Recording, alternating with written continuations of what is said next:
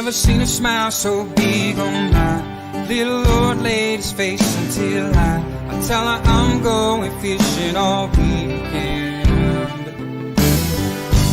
Pack up all of my bait and I make plans for 7:45, then I swing around, pick up my date for the weekend. Some reason she seems to please when I'm leaving. There's something I'm missing when I'm gone fishing. When I'm gone fishing. When I'm gone fishing.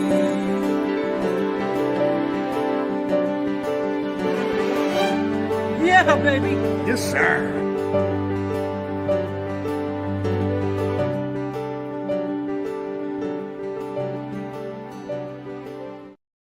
What is going on, folks of CFN, friends of CFN, family of CFN? Hope all of you have had yourselves a great weekend. Hope you are looking forward to your week. Hope Monday wasn't too bad to you. Perfect public service announcement, and I'm sure I'm speaking to the converted when I say this. If you ever take time off work, take time off work, please enjoy yourself. Enjoy.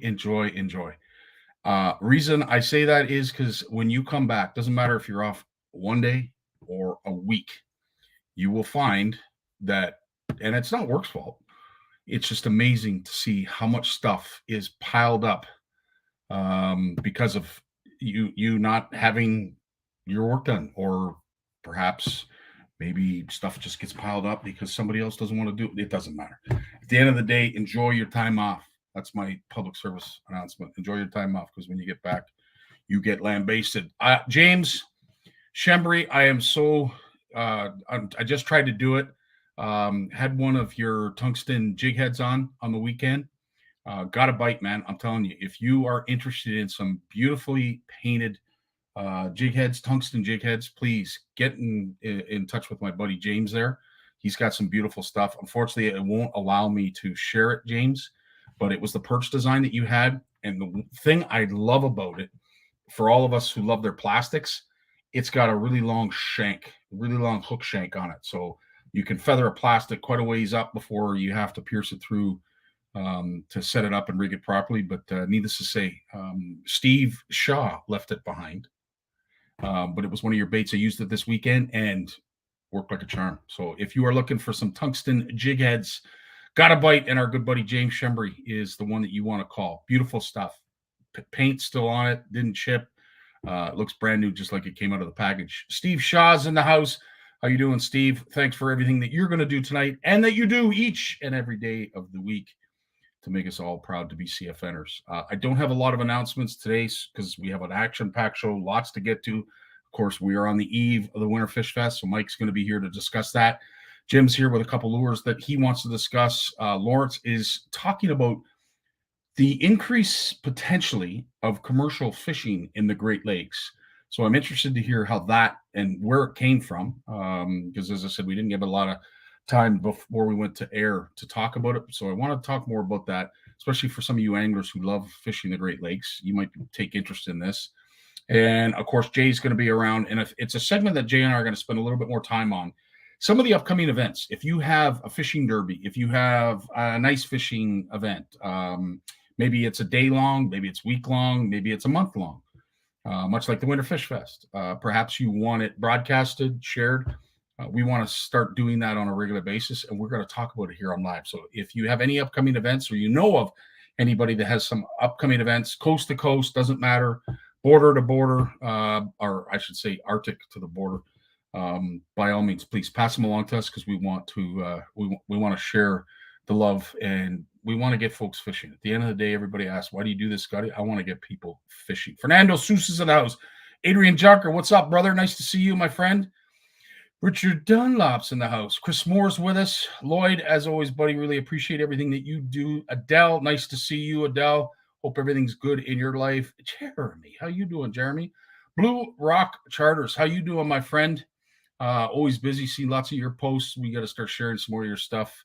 because I see you have clients out on a regular basis. Corey, I would have to say when it comes to longevity, I don't believe that you've missed a game due to injury or any other reason. I don't believe you've missed a show for any reason under the sun that I can think of. So, Corey, really appreciate you showing up here every week as you do, and interacting, sending out comments, and asking some really cool questions. So, Corey, appreciate that. What's up, Tony? You were right up there with our good buddy Corey. Lots of small caught. I saw that, Jeremy. I saw some of your posts. Some beautiful stuff. Again, we share all of our sport fish, but some of the other stuff like smelt, which is more of a traditional catch here in Canada, we'd like to share more of that. There was one that we shared of Ed Ball had his young daughter. They were cleaning smelt in the kitchen. It was an adorable thing, adorable little video. Anyway, she loved it. Didn't get grossed out by it at all. But stuff like that we want to get back to. Of course, as I said, we're getting back to our roots, and we want to involve everything that is traditional, otherwise known of, and something that we have been doing here in Canada for a very, very long time. Yeah, Comcast, absolutely. Jeremy, thanks for mentioning that. Again, not 100% sure if it's going to be the two venues, if it's going to be the arena and the building, but I do believe there is talk about that. There is a lot of interest. So as I said, that is, Jeremy just put April 2nd. Not to mention, we are going to be at the Spring Fishing and Boat Show as OFC Nation. We have Camp McIntosh giveaway, and a reminder of Camp McIntosh as well as Horwood Lake Lodge. Please book it, get it booked. Spots are filling up as we speak. We're beyond halfway in both camps. So August is Horwood Lake Lodge. Camp McIntosh is in September, but Spring Fishing and Boat Show February 17th and 19th. We will be at the International Center. We're going to be giving one of these away, so make sure you come by the OFC Nation booth, put in your ballot, and you will get a 2-night, 3-day stay at Camp McIntosh if you win. Sorry, Mike, I just got to remove this for a sec. Okay. It's all good, dude. Also, the Ottawa Boat Show, which is the following weekend, February 23rd to 26th. That is in, as I said, Ottawa at 4899 Uplands Drive. Just got our confirmation that we're going to be there. Thanks to our big buddy Jim. Thanks for that, buddy. It is at the EY Center. So hopefully you're familiar with where that is. Steve Shaw say 2 buildings for the Comcast. Awesome. Pete Leduc's in the house. How you doing, Pete? Jay Kerman, nice to see you, buddy. Oh, yes, there it is. There's the link. Thanks, Steve, for sharing that. So, again, February 23rd to 26th, we will be there as CFN/OFC Nation. So, please come by, say hello. I think we're going to have quite the response. I'm expecting quite a few people to show up, to say the least. What's up, Manny? Good evening, CFN family, ladies and gents. News yesterday of the Hurricane Hazel. So, yeah, I was going to get to that, but thanks for reminding me, Manny, again, for all of us anglers who appreciated Hazel McCallion. I think any Canadian, depending on your age, would know who Hazel is, regardless of where you live. Everybody, longest standing mayor for the city of Mississauga. She could have probably run as PM. I believe she had the following. I think her latter stages of her career may have been overexposed in certain negative things that happened. But at the end of the day, you know what? Anybody who lived in Mississauga, for the most part, loved what she did. She certainly had the anglers at heart. She would go to the Spring Fishing and Boat Show every year. Jim and I will talk about that when we come up with his segment. But thanks, Manny. Yes, absolutely. Our thoughts and prayers go out with the family and our condolences for your loss. So, yeah, appreciate that. So as I said, Horwood is in August. Camp McIntosh is in September. And the Winter Fish Fest starts this weekend, February 1st. So here's Mike to tell us more. What's up, Mike? How you doing, buddy? Hey, Scotty. Hey, everyone, part of the CFN family. Man, every time I go on and I see people with jerseys or CFN hoodies or CFN apparel, it just warms my heart seeing so many people across the nation, like you said, coast to coast, from border to Arctic, being part of the CFN family. 100%, dude. I couldn't agree more. It's why when we go to these shows, Mike, and folks like a Manny would stop by, or a Mike Howard, or anybody else that comes to the shows, and you could tell, like, it's just I don't know what they I don't know what their feelings are personally about CFN, other than the fact that when they show up, they're just very appreciative to be a part of a community. And Steve did a post this past weekend that was spot on in regards to belonging to a community, and I thought it was so apropos with the shows coming up. At the end of the day, you know what? You've got a listening ear. You've got people like yourself who are willing to help when it comes to, just delving through the electronics and social media and what have you, not to mention, some tips, trips, and techniques when it comes to the fish offs and all those competitions. But it's awesome, man. I'm with you there. Yeah, and that's why we do it. And so if we can create an opportunity for people to come together through online tournaments, through sharing, through education, that's why we do it, because we know how many hours it takes to do it, but it's all worth it. It's all worth it when we see the response and the joy that it brings. So that's what we're talking about today. So Scotty, I have a whole bunch of questions lined up. I'll put them on the screen if you ask me each one. Okay, we'll just go rapid fire. Okay. Let's start with this one here. Oh, sorry, Mike. Let me erase this. Okay. I keep doing it. Sorry. When is the Winter Fish Fest? Great question. That is February 1st. So February 1st to 28th, any fish you catch during that month of February can be eligible for the Winter Fish Fest, which means I believe that's Wednesday, right, Scotty? Yep, it is. It's this week, dude. 100%. So if you're fishing, all you got to do is enter anything you catch from February 1st to 28th, and that will enter you into the Winter Fish Fest. Absolutely. Great question. And I hope everybody involves themselves. And if you are a family and you want your team showcased on our CFN Fish Off Facebook page, would you please reach out to me? Text your family. We also made a post. In fact, you know what? As Mike and I go on and talk more about this, I want you guys to just downsize this and go to that post and make sure you hashtag your family, because we want to make sure you guys all have your individual posts that you can share your fishes and your catches with. All right, next question there, Scotty. I've got, when is the Winter Fish Fest? There it is. I'll put it up for you. Can I enter using the MyCatch app? That is correct. So one way to enter is to go to anglersatlas.com, click the events tab, and that's how you register for the Winter Fish Fest, and that's how you use the app. So we will use the app to track all the species and all the fish, regardless of size, regardless of species that you catch, and that'll enter you into the tournament. So that's one way. Here's the next question. Yes. Can I enter directly on Facebook as I have just discussed? Mike, please. Exactly. So you could enter your fish on the MyCatch app, but there's also a way to enter your fish on Facebook. So the next question I'm going to answer right now is, can I enter my fish on the MyCatch app and Facebook? Here's the thing. There's prizes related to the MyCatch app, and there's also prizes related to Facebook. And if you want to be eligible for both prizes, do both.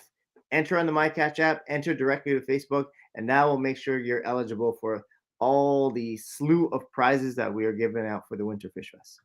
Awesome, Mike. Right on. Perfect. All right. Great segment. Next question is right here. How do I enter the Winter Fish Fest?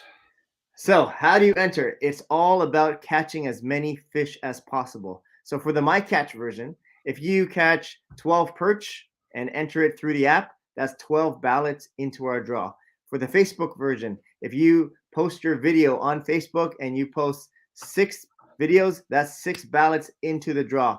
If you post your family picture, and we'll talk about that, and all the details are at cfnfishoff.com, that will enter you into our family draw. So we got our MyCatch draw, we got our Facebook draw, and then we also have our family draw. Lots of details, different ways to enter, but we want to make it as easy as possible for whoever is out there. So look at all the details located at cfnfishoff.com. Jason Barnucz has a great question. Does each angler in a family require their own MyCatch account? So there's 2 ways to answer that. One, if you're posting directly on Facebook, then you don't even need a MyCatch account. All you have to do is post all your family catches on our CFN Fish Off Facebook page. However, if you want to qualify for all the individual prizes, each family member would have to have their own account on the MyCatch app. So Jason would have his account. He would enter all his fish, and then all his children will have their own account. They can enter all their fish. The thing is, depending how old your kids are, they might have their own device. But if they don't, for instance, I can have my account and then my daughter's account and then my wife's account. We could use the same device, but just toggle between accounts depending who catches the fish. Right on. Sonia has a great point that I'm glad she asked this question, because yes, the answer is if there are multiple events happening at the very same time. In fact, they might even be happening on the MyCatch app itself, right, Mike? Correct. And you will be able to qualify your entries not only with whatever event it is that you're participating at that weekend or that day, but you'll also be able to enter it into the CFN Fish Off, the Winter Fish Fest. So let's say you're fishing for jumbo perch for the Lake Simcoe event.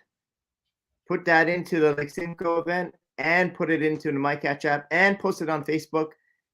It doesn't matter to us if you're competing in multiple events simultaneously. We just want you out fishing, and we want to, make you eligible for a whole bunch of awesome prizes. And that's it. That's at the end of the day, go out and catch a fish, and there's a good chance that you could win a prize. Gabriel, how you doing, man? Good to see you, my friend. Nice to see you joining us tonight. Eve, always a pleasure to see you as well. There is the Facebook CFN Fish Off page link. Please get to know it. Once we start the Winter Fish Fest on Wednesday, there will be no other posts other than entries, just because there's so much to police as it is right now, to take away that, arduous task to both Mike and the judges. We want to make sure that all the posts that get sent to us are ones for the competition. So keep that in mind. Okay. Next question right here. What are the prizes that you can win for the Winter Fish Fest? So I'm just going to add my screen here, Scotty. Here's the page, cfnfishoff.com. Just click Winter Fish Fest, and that'll take you to all the rules and regulations. Again, different ways to participate, but you will see a list of all the prizes. But on top of that, we will have some weekly draws courtesy of our amazing CFN sponsors. So we got 9 prizes there. Plus, every week, Tourney Tuesday, come join Scotty and I. We'll give some other prizes away as well. 100%. So, Mike, before we run, was there anything else that you wanted to mention just before we bring Jim in? The last thing is, if you're not registered before February 1st, that is okay. Because let's say you're only going fishing on February 10th, you could register at that time. So anytime between February 1st and the 28th, register anytime, catch fish anytime, submit your fish anytime. Every single fish is a ballot. Great point. And David is asking, does size matter? Size does not matter. In the Fish Off, we have an 8-inch limit in terms of minimum size. However, for the Winter Fish Fest, it doesn't matter if it's an 8-inch perch or a 12-inch perch. It doesn't even matter if it's a goby. Any species, any size is one ballot. I know Bill Andrew is telling me, so Mike, I can catch 100 6-inch perch and get 100 ballots into the draw. And I go, Bill, as many fish as you want to catch, you can enter every single one for a ballot. Now, one last question, Mike. This is coming up a lot. I see this a lot from folks. Can I see if I'm registered? At the end of the day, some folks are seeing it, some folks are not. Is there anything that we can help them or tell them that they may not be doing or they need to do? Some of you might have pending registration. Me and the team are going through them all, approving them. So if you have registered and it's pending, you won't see your name. But once we approve it, and you should go there now because I've approved a bunch of them, just scroll through the list of participants. We're approaching 200 participants registered on the MyCatch app. So just scroll through the list. You should see your name there. And if not, reach out to me and I can help you out. Beautiful. Mike, as always, my friend, thanks so much for joining us. And Corey, your answer, when are we going to get the 48th, the lower 48th involved? We will. It's on our radar. Unfortunately, as it is right now, the CFN Fish Off stipulates that all fish have to be caught in Canadian waters. You don't have to be Canadian if you catch them, but you have to be caught in Canadian waters. So if you can manage to cross the border, buddy, and send it personally to me if you can't enter because you are from the States, I will enter you myself, especially in the open category, because I know we're going to have an open category. Stay tuned to that.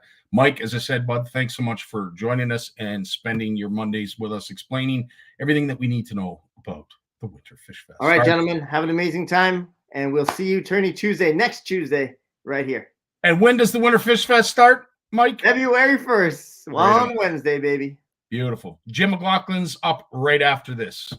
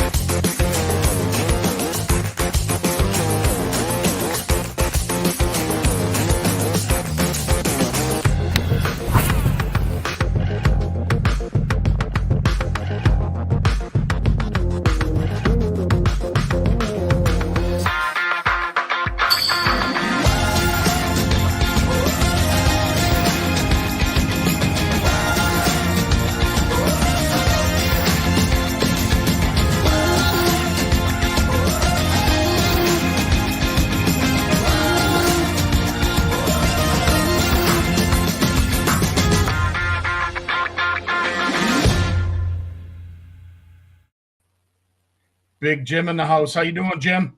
Good, buddy. Good. Yourself? Living the dream, as they say, dude. Living Everybody the dream. out there happy?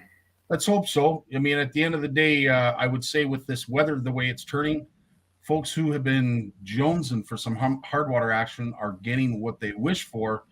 Again, our biggest concern, as we always talk about, Jim, you and I, is ice safety. And with all that snow, I don't know. Well, it's going to freeze up everything that's there anyway, you know? Let's hope so. I mean, it's some of those nights are looking pretty cold, and some places already got some pretty cold nights, you know? Now, I know we're talking about cold, minus 29, I think they have forecasted for Friday night, I believe. Yeah, we got 32 here, they say, and I think 35 in Ottawa, if it happens. Now, with that, of course, our folks to the west who have had to endure weeks of minus 25 plus, that's nothing for them. But for us who have been, in some cases, out with shorts and T-shirts on, this is culture shock for us. So, yeah, winter has finally arrived, as they would say. Yeah, coldest day I ever saw was when I was working for Delta Hotels when I was more of a youngster, was in New Brunswick, and the temperature on the local news in the morning was minus 40 Fahrenheit. Oh, man. And that's, there's a lot of thermometers. I've seen my thermometer here show minus 38. It wasn't minus 38. You know what I mean? They're not right. When you look up the temperature records, they're always lower than what people think they are. Yeah. They go on, they say, oh yeah, it's minus 46 here. No, it's not. Yeah. Well, as Pete just mentioned, there is that reminder, regardless of how safe it looks, now that it's snow covered, make sure you're spudding out, especially if you don't know the water you're going out. I know Jay talks about it all the time. We don't have to speak to the people that are here. I don't hear or see any of you folks going through. We're just hoping that at some point the right people or the wrong people listen to the right message, and we don't have to talk about them every month. The people that fall through aren't always anglers either. That's true. That make the noise, or that or that make the news. The poor lad that drowned up by North Bay there that went through, they had to look for a bit. I don't believe they were fishing. It was just a family out, and I talked to my daughter because they're up just below Mattawa, and they're on one of the big trails that runs through North Bay and up to Sudbury and everything. And they actually, that's what they've become. They've become like a what would you call it, a B&B or something like that. Yeah, Airbnb. Yeah. Thing for Skidoo people at night. They come in at night, they book their time, and they blow in at 10 o'clock, sleep, have breakfast, and they're gone again. And they're right on the trails. They all have the machines and everything. And they told me, she said to me the other day when I was talking to her, she said, "Daddy, the swamps and things like that, the groomers can't go over them yet." And she said, like, and they got more snow. They got giant snow last night. Well, the other day when we talked to you, you said you get more snow. And I said, we're getting a few flurries. Then all of a sudden, bang, it snowed 8 inches here again. Yeah. Cost me another $100 to get the lane in the back plowed for the propane truck. So I'm not impressed this winter. The scary thing is, I remember when I was young, because I was big, I had one of those big snow scoops. Yep. And then Big Jim had 2 of those taped together with a metal bar across the 2. So I had 2 things. I had 48-inch wide snow pushing contraption that we used to clear out the laneways with. Now I got a hard time walking down the laneway, let alone clearing the snow out of it. That might be the reason, Jim. I'm just saying. I don't know. Nah. Just kidding. Yeah, so absolutely, it is. But when they're trying to put me in the box, Scotty, they better bring 4 or 5 guys because I'll be pushing up pretty hard. Well, just make sure it's deep enough so you can't reach us either. Yes, absolutely, Dave. That's a great point. Folks that are taking the time to go out and mark off areas that are unsafe or that has a bubbler or a rock that pierces out of the ground that people can't see. I don't want to necessarily encourage folks to do this as much as it may sound difficult to hear. When you do that, and I think it's important that folks know that you now lay claim to that marking. That marking is now yours. So you have to check that all the time. You have to check it. If you put a Javex bottle out to mark a rock, you put out a tree to mark an open body of water, you have to make sure and go back and check that all the time. Because the minute you don't, and someone falls through, they're going to ask who's the last one there, who put, well, I didn't see the tree or I didn't see the Javex bottle. Or if they do fall in and it is marked, they're going to ask who put it there. So just be very cautious. I know it's our legal system, but it's just a public service. Well, I read a thing the other day, a thread on one of the ice fishing sites that, these bubblers you put around the docks. Yep. Apparently, I did not know this. They're illegal. They're illegal? That I didn't know either. There's some fancy wording. The guy had the quote. He went and got the quote. He highlighted it in the piece and put it up. Wow. And I'm just saying what I read and saw, Interesting. Of course, everything on Facebook's true. But there was several people came on behind him and said, yeah, I know this for a fact. Wow. Because some of these bubblers, there's one that I know of around here. There's very few over this way. There's one that I know of over here that there's open water like 40 feet from the dock. So if you're running ashore at night on a skidoo and you're running along the edge, you could go in there, Well, it makes sense, You could easily go in, and that's why this guy said, and he had this, I forget the wording, I just was scrolling through it, and he had it highlighted in a paragraph that had, like section 12, sub verse 3 or something, whatever it was.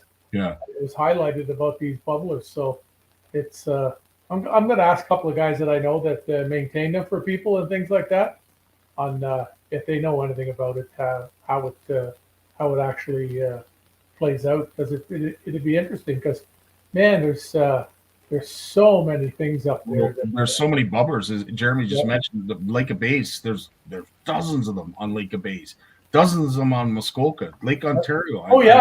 Yeah. They'd have to for some of those big yachts. You can't take those darn things out of the water. Speaking of, I don't want to be disrespectful, so I won't say this, but let's just say we lost, I would say, an avid angler, certainly a supporter of angling. As you have attested, Jim, you and I went to many sportsman shows together, and Hazel was always an invited guest. She would show up there at the breakfast, put in an appearance. She was a delight. She was a lot of fun to be around. But what do you remember about Hazel the most? I wished I was older so I could have dated her. She was so cool, Scotty. Sorry, I have to take this. Tammy's calling. Yes, Tammy, he did. He said that. Settle down, competition. No, it's she was, and her and I were like this. I spent the day fishing with her on Walter Oster, who used to be the president of Sportsman Show and everything. Walter's gone now too. So was Hazel, and I spent the day with him and a couple of his other cronies out there, as he called them. That was his nickname for his friends. And yeah, it was just they were just she was just incredible. Like, she just loved life, every second of it. Nothing was a problem. But fortunately I never crossed her. Mm-hmm. I understand from what I've been told by Walter and things like that. Boy, you didn't want to mess with Hazel. That's probably where she got the nickname Hurricane. Guaranteed. Because she was feisty. When it came down to it, she'd get her face right in your face if she had to make her point. So some facts I didn't know about her. She was the youngest child in her family. Mm-hmm. You could imagine right there, when the youngest always has, gotta have the bigger claws. 100%. Right now, you're fighting with all the older kids, which might attest to the reason she played professional hockey. I didn't know that. I didn't know she was a professional hockey player. I had heard that before. Doesn't get any more. Thank God she didn't play for the Leafs. Well, again, let's keep it respectful.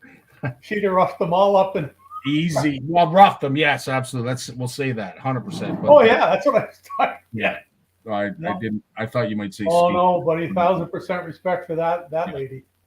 She, but again, one of the things that maybe a lot of folks don't know, depending on what your vintage is.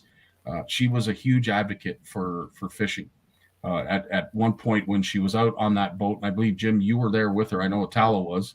I wasn't there that particular day. Okay. It was another day that I was there. But she challenged Rob Ford to catch a bigger fish than her. So she's done her part to get folks fishing and basically expose and illustrate the kind of fishing that's available just on the shores of Lake Ontario, because a lot of folks don't know. It's a big body of water. You drive by every day, maybe to go to work. You have no idea the fun you could have on a charter if you get out there and book it. But she's done a fantastic job. And as I said, one thing that I'll always remember her is she always remembered who you were, right? There was never a time when she came into a room and said, excuse me, who? She always knew who you were. It was unbelievable. I don't know. She sat down beside me at one of the breakfasts that they had one morning. She just slid into the chair for a second. And she'd give me one of these as she sat down. She'd give me an elbow, and she looked around. She said, "Big Jim, how are you?" She remembered my name. You know what I mean?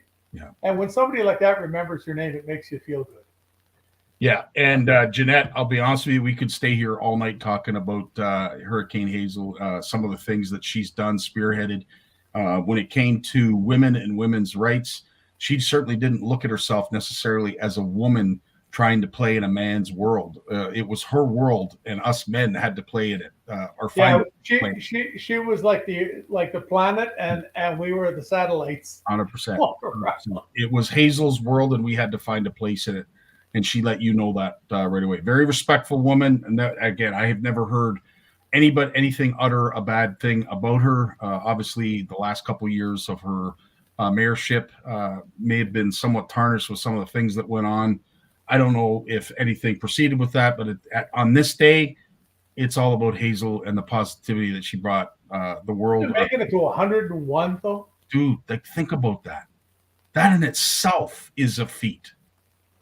Unreal. Like, I'd need almost 31 plus years. Yeah. I can't imagine. I don't want to be alive for 31 more years. No, 100%. 31 more years of this? Yeah. And that's, what, David, don't feel as if, again, as we always say, we're here to educate, not humiliate. Who is this Hazel? Some people may not know. It's surprising to me, folks that live in Canada may not know who Hazel is. Well, Mississauga wasn't a big entity when she started. Maybe that's what it is. But it seemed like she didn't push herself around. She just became the highlight of every story. Mm-hmm. Like somehow, some way, Hazel had a part in it.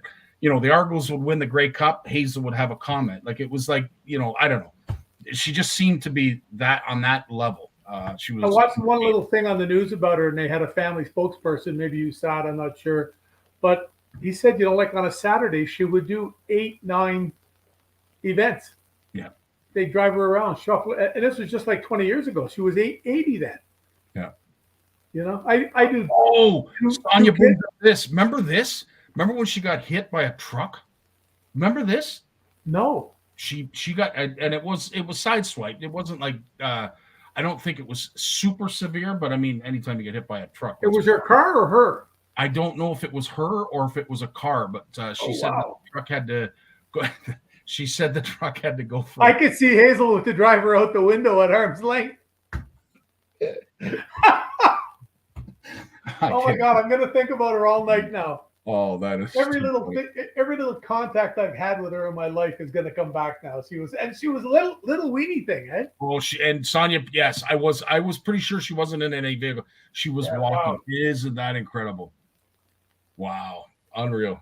I only got hit by a car once in my life, and I rolled across the hood. I was a young lad, and I hit the windshield, and the windshield shattered. And I was laying on the windshield wondering what the hell happened, and it just fell in into the car. And I walked away from that. I was lucky. I jumped at the last second, eh? Well, some of the things, some great stories there. That was a great link that Steve just shared. Did she greet the Leafs at Pearson upon arrival from home games? It's possible. I don't know about that, Jeanette. Well, she could have. It's quite. Yeah. Headline: Mayor Hazel won pickup. Oh my good Lord, that's priceless. Wow. Oh, that is priceless. That is friggin' hilarious. Wow. Yeah, she was. I'll tell you, she was an incredible woman. Just a pillar of our community. A great representative of women and men alike. Didn't matter. But I'll tell you, if there were barriers, she ripped them all apart. And we thank Hazel for doing that. And of course, one of the things that just came to my mind was being out on Bay of Quinte one fall with Julian Fantino when he was the head of the OPP. Yeah. I had him out, and he had his head man with him from Aurelia. And it was so cool because we got talking about fishing, and she came up. Isn't it incredible? Everybody wants to say they know. Yeah. Because I told him about fishing with, Hazel. Yeah. Because he said, how many OP, like they were joking, eh? How many OPP commissioners have you fished with? And I said, well, one today, and he was joking. And because I had been up on a couple of fly-ins with him and Walter, and his brother came from Italy and everything, and they're just incredible people and whatever else. And it was so cool that he would come up with her name out of the blue when I mentioned her, and he said, "You fished with Hazel?" Like it was like, wow, you went to the top of the ladder, because he fished with Hazel. Yes, not that I'm Big Jim or anything, but yes, I did fish with Hazel. Thanks so much. You fished me too. Every time I got a bite, I cut the line. I didn't want to have to face her on the dock. Manny, you know what? We'll take you up on that, dude. When you catch your next toothy critter, we will make sure that your fish post is dedicated to our beloved and unfortunately no longer with us, Hazel McCallion. So yes, rest in peace, Hazel. You've lived a longer life than a lot of us could possibly wish for. But it wasn't just the life. You just didn't take up time here on this earth. You did a lot. And I tell you, if any of us could do just a fraction of what you've accomplished in your lifetime, I would say that we would consider ourselves blessed. So see who else we lost today? We lost Bobby Hull. I didn't hear that. Yeah, you didn't know that? Yeah, no. 84 years old. Bobby Hull. And I'm sure I'm not speaking. I'm sure I'm speaking on everybody who's seen that picture. Him working on the farm. You see that? Oh, he was a bulldog. Yeah, back in the day. He was baling hay. That boy was cut, and that was before steroids. That was before any growth hormone. That boy was cut, and I mean to the point where, holy smokes, Bobby, eat something. Like you're making us all look bad here. Holy crap, unreal. But yeah, he was. I tell you one thing, you didn't want to get in front of a slap shot, and you didn't want to get in a beer drinking contest with him. Oh, is that right? I've been in a few with him, and I'll tell you you're still with us, Jim. So champion. That boy could drink beer, like boy, oh boy, he could drink. And the stories that would come out of him, the things because of being in the NHL all those years, and I mean the young kids today that play hockey, they don't have the good stories. The good stories come from the older guys from back in the 50s and 60s and stuff like that. 100%. It wasn't about the money. It wasn't about fame. It was all about the game, It was like a completely different thing. But Yeah, they had him at the Ottawa Boat Show a few times. I forget what the beer company was. He worked with a beer company on the marketing. And, they had him sit at a table, and it was always close to our casting pond. Yeah. And they had him sit at a table and sign photos, for the Wasn't it OV? Wasn't it? No, it was one of the lesser brands of beer. I forget what it was. Well, let's not say. Okay, on another note, on 100%, James, I remember watching Red Fisher introduce young rookie sensation Bobby Hall. I remember that too. I remember that episode actually. Yeah, that was pretty cool. Gotta tell you the greatest Red Fisher story ever. Here we go. Listen up. I'm at the Sportsman Show. I'm young. I got red hair. I'm like, I don't know, like 6'4", 235, maybe 230, 225. Before I got married, I can't even blame that on. No. And I'm standing before I came out of the womb. Yep. Yeah. I'm standing there at the show, and it's a crowded Saturday afternoon. This guy walks up to me, looks at me, goes, "Red, how are you?" And of course, I had the nickname Red too. And I'm standing, what's the guy doing? He shakes my hand. He says, "My God," he said, "you look so big in real life, and you look a lot younger in real life than you do." And he shook my hand, and away he went. He was gone. My buddy looks at me and goes, I'm standing in front of a little booth that they had that looked like Scuttlebutt Lodge with the rail at the front and a few pieces of wood. And it said, "Meet Red Fisher here today at 2:00. So I got mistaken for Red Fisher. Well, listen, what's worse, you getting mistaken for Red Fisher or Dave Chong getting mistaken by Bob Azumi like all the friggin' time? True story. Dave Chong, no longer Dave Chong, Bob Azumi. Yeah. Oh, I've watched it happen. Yeah. Oh, I've had people say to me, message me and say, "Was that Bob Azumi I met with you today?" And either I'd have to say yes or no. It was Dave Chong. Like well, they're both short. They're funny. They're both funny. I will say this. I asked Dave, this was years ago, but I said, "Dave, will you ever answer the question yes?" He said, "What do you mean?" When you're asked, Bob Azumi, you Bob Azumi? Are you going to ever answer yes? He says, "Yes. When they deliver the check and it's more than I can afford, 100%, I will be Bob Azumi on that night." I'll tell you, Bob's one of the funniest guys. Yeah. When you're with him in real life, and I mean, he doesn't really drink. When you're with him in real life and he starts, he's funny as crap. It's really, really neat. We've had nights where we busted our guts. Absolutely busted our guts. Well, Mercer's another good one for laughs. Yeah, I've heard that. There's nobody. Lee Branscombe, the Ontario, Quebec rep for Shimano G. Loomis and all that. There is not a person that is in the fishing industry that could come close to him. Wow. You spend a night with him and they get into the cocktails. In the morning when you wake up, you're holding your side, and it's not because you got in a fight and someone punched you. It's because you laugh so much when you get up in the morning, it hurts. He is hilarious. Wow. And of course, when you put second, third, fourth place around them, then it's just like a volcano blowing. It's like mayhem. Dude, there's some great comments coming up here. My friend mixed up Dave with Peter and had a full conversation calling Dave Peter. So I'm assuming it's Peter Young that you meant. You meant Peter Cito. Or Peter Cito. That's possible. Yeah, Peter Cito. So you'll have to tell us which one is that. And JJ, has anybody ever mistakenly called Bob Azumi Dave Ching? Not even getting the name right. Yeah, I'm going to tell Dave you said that. Wow. JJ, yeah, dude, I'm going to be honest with you. I'm glad it was you that said that and not me. Yes. I remember being in a mall once up in North Bay with Bob, and we're both sick as pigs, and we're out doing this seminar thing for Canadian Tire. Yeah. And we're looking for a drugstore to buy cold medication because we both got coming out of our heads and everything, and we're just dying, eh? It's like 10:30 at night. We finished the seminar, and we just split. We were dying, had a head cold, couldn't talk right, everything. And we're in the mall, and all of a sudden they hear, "Oh my God, look at this." And here comes this guy running down the hallway with his hand out. Bob goes like this. He runs right past Bob to me to shake my hand. And then I look at him and he says, "What are you doing here?" And I says, "Well, me and Bob are out doing seminars." He looks around and he goes, "Ah!"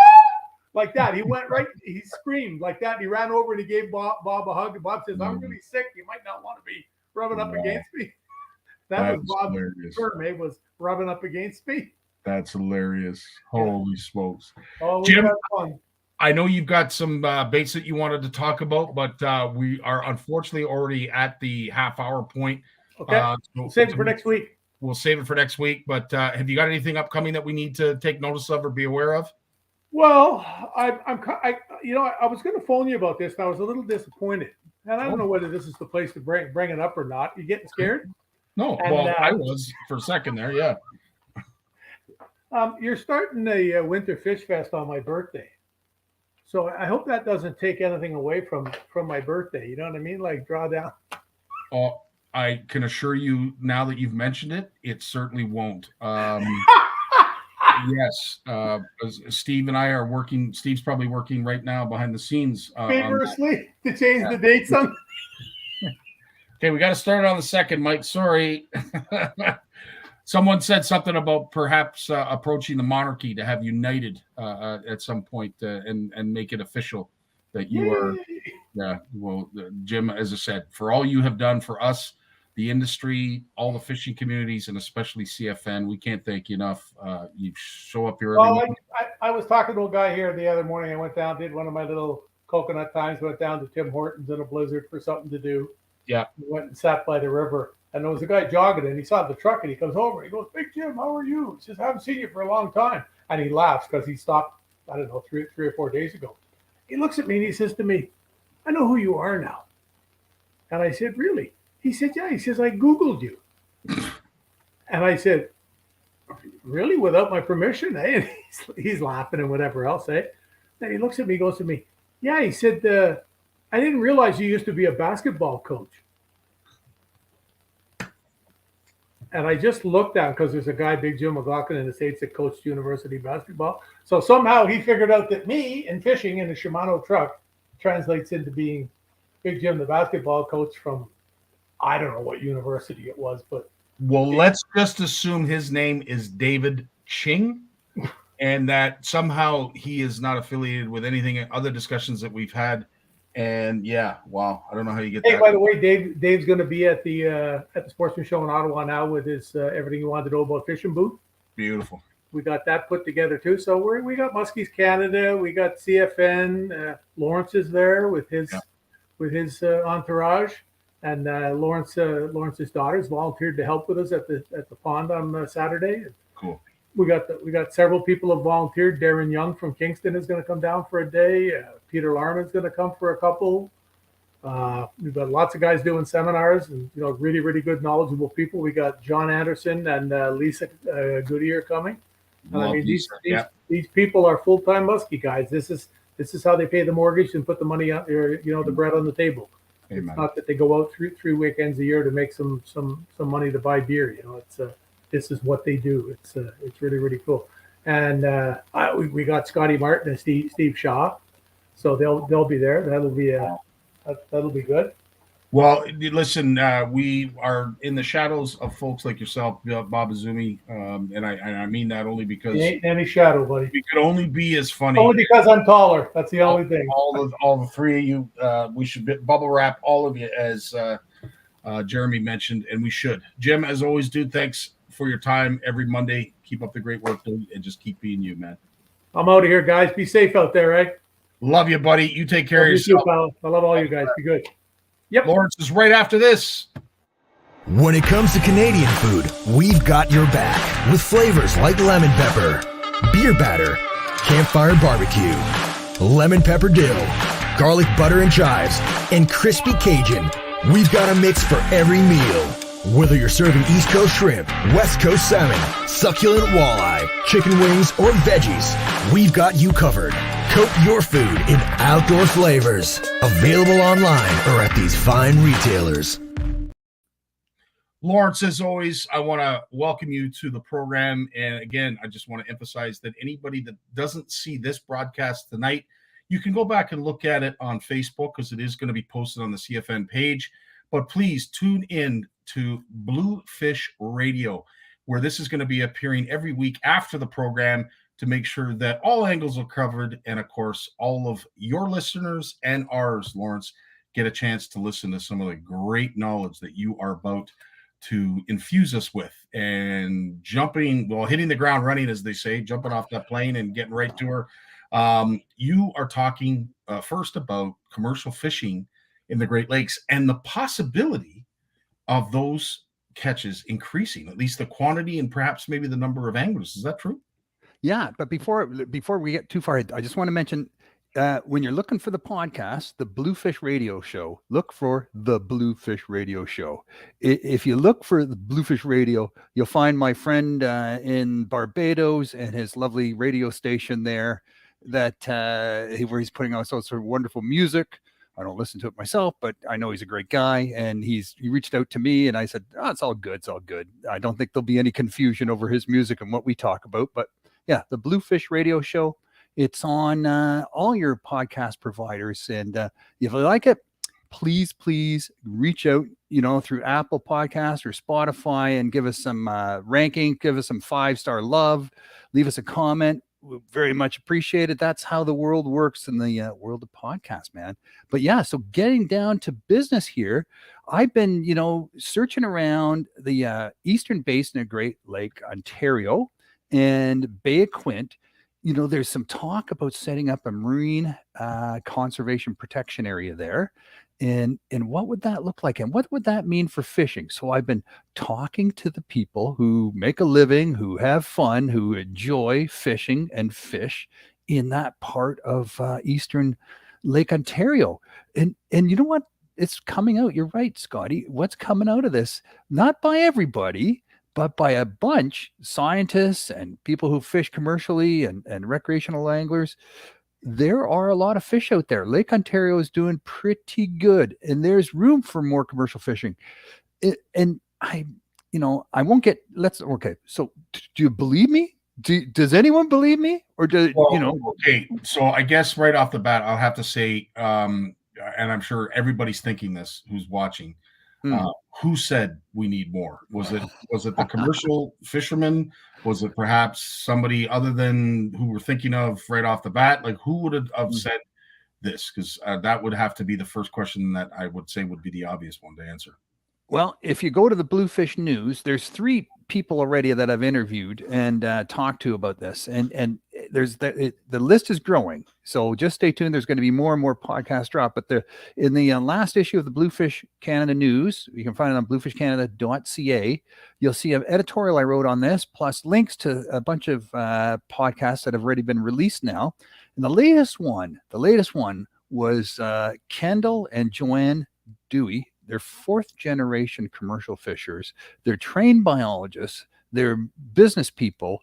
They're, knowledgeable people that have spent a fair bit of time studying this, living this, talking about this, meeting with other people about this, really understanding the business side of things and the biological, natural side of things. And, when I asked them during our interview at their kitchen table last summer, I said, is there room for the expansion of this fishery? They both like, oh yeah, that was the most excited I saw them throughout the whole interview, was when I asked that question. And it was 4 thumbs up, between the 2 of them. No doubt about it. Interesting. Because of course, Bill, yeah, I appreciate your skepticism. I bet a bucket was the commercial guys who, yeah, at the end of the day, I think everybody probably in a kind of sort of way are thinking the exact same thing. Like, who would have possibly said this? Because I don't know about us recreational anglers wanting more commercial fishermen. Or more commercial fishing. Yeah. At this stage, am I the only one that says, I think we're good, unless there is a food shortage, and I know there probably is in other parts of the world. But let's face it, fish that are caught from Lake Ontario, unless we're flash freezing it, isn't really going to feed the world. It's the most valuable freshwater fishery in the world, the Great Lakes. So that's all the Great Lakes, right? Okay, so I stand corrected. So there you go. You have all of this fish that's being exported, and I should know this because a lot of the stuff gets exported to the States. Yeah. But needless to say, I'm thinking the war on a global scale. Yeah. The expansion, obviously, yes, as a population, we're expanding. So is it justified or is it warranted? I guess that's the question that should be asked. Is it Yeah. justified? And look, put it into context, because we had a big commercial fishery on the Great Lakes 100 years ago. Yeah. It went overboard. Then it declined. Then we had the lamprey invasion, which really set things back. Yep. Now that lamprey situation's been under control for a long time, but the commercial fishing on Lake Ontario has been dying out. Like not because of lack of fish, because the people who have the licenses are just getting old. So Joanne and Kendall are in their 70s. They have 2 boats. You know, they go out in their 2 boats when the weather is good, when they feel like it, when they need some money. It's to them, it's not, you know, it's not about a financial necessity. It's not, they're not building a business. They're just holding on because this is what they love to do. They could have retired, you know, years ago they could have retired, but they love it. They put their passion into this, and they're sad to see that people are exiting. People are just getting old. No one wants to take over, and it's just in decline. It's a enterprise in decline. So why is that? So why aren't we supporting these local fishers, these local commercial fishers, to make a living by buying some of their fish? Why isn't that being highlighted? Why isn't that being advertised? Why aren't we hearing about that? We hear about Prince Edward County, all the wineries and the microbreweries and, you know, Sandbanks Provincial Park and the antique shops and the beautiful restaurants. You go into any one of those restaurants, nowhere is the mention of fish on those menus that has to do with the local area. Nowhere. Okay. So that is a bigger problem, because at the end of the day, we should be promoting local. I think COVID has taught us that. If anybody hasn't learned that lesson during COVID, you know, buy local, support local, shop local. We're seeing that now. The aftermath of what COVID has brought to us is warranted, in my opinion, to do exactly as you're saying, get restaurants more on board for some of the local fish. But then when we talk about the commercial aspect, and again, I don't want to be a hater of commercial fishermen or commercial angling, because it has a purpose, and it is feeding a lot of people that, you know, require it. Let's face it, you know, it's not something we can just completely disregard. But sturgeon were commercially fished out of Great Lakes at one point, so much so to a point where unfortunately they became endangered, and now they are a protected species. Lake trout, muskellunge. Muskellunge. Again, not to say that their numbers are decreasing, but where we are seeing a lot of commercial angling outside of the Great Lakes, keep this in mind, outside of the Great Lakes, are there any areas that are being commercially fished right now that are not in trouble? Oh, all of it. All of it is in good health. All the commercial fishing that is licensed, that's tracked, that's monitored, all the commercial fishing is in good health. The fishery is strong, you know. So one of the places I went to was the Glenora Fishery Research Station. It's a DFO operation at the mouth of the Bay of Quinte. And they take samples every day. They track the harvest of the handful of commercial fishers that go out on the Canadian side.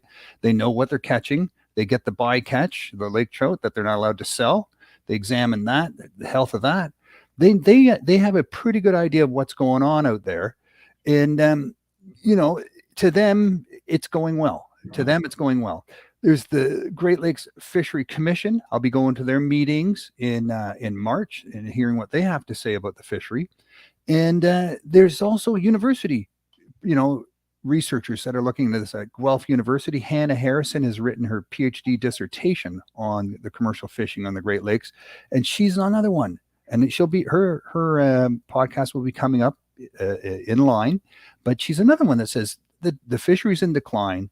The lake can definitely support much more commercial fishing, that there is a large quantity of fish out there that just aren't being harvested. So, you know, we have different levels of harvesting. There's a sustainable level of harvesting where the fish naturally repopulate. Every time there's fish taken out, the repopulation by the existing fish or the remaining fish makes up for the loss every year. So it's sustainable. And then maximum sustainable yield is when you push it right to that limit. So that's the next level, where if you took one more fish, it would start to tip the balance into the point where the remaining fish would start to have a hard time replacing those fish, and it would start to spiral down.